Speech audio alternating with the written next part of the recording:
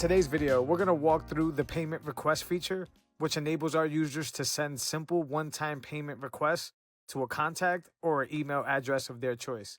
Sometimes you need to request money from a client or a customer, but you don't necessarily need to use our full invoicing features.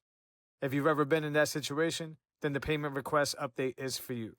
To get started, you can find the payment request by navigating to the quick menu on the top right or the menu on the left-hand side. Once you're on this screen, if you have any payment requests pending, then you'll see them listed here. But in this demonstration, we do not, so we can do it two ways. We can select the Create New Payment Request button, or we can select the New Payment Request button up on the top right. Once we're here, we're going to need to add a few details here. First, we start with the label, and I'm just going to put pre-order here for this demonstration. We're going to select a contact or a client from our list. You'll notice that this is not a mandatory field. That is because you can send a link to this payment request to anybody if they're not a contact already. We're going to go ahead and select the currency type. We're going to put in the amount. You can add any taxes if you want, and then you can add an internal note. I'm going to put here for the pre-order. Now, as always, with our ZapRight checkouts, you can go to the default and you can preview that there.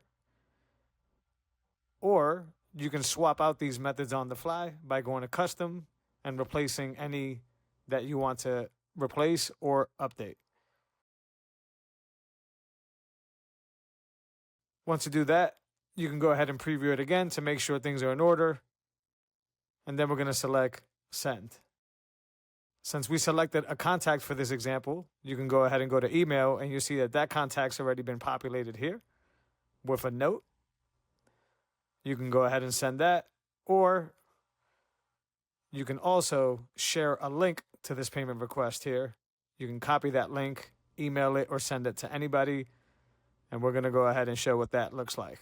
When the client or customer opens up the request, they're going to see their total due, and they're going to be able to select a payment checkout method. You see Lightning, and now we see Bitcoin payments. And that's it. That's how you can submit a payment request to a contact or an email address of your choice without having to use the full invoice feature.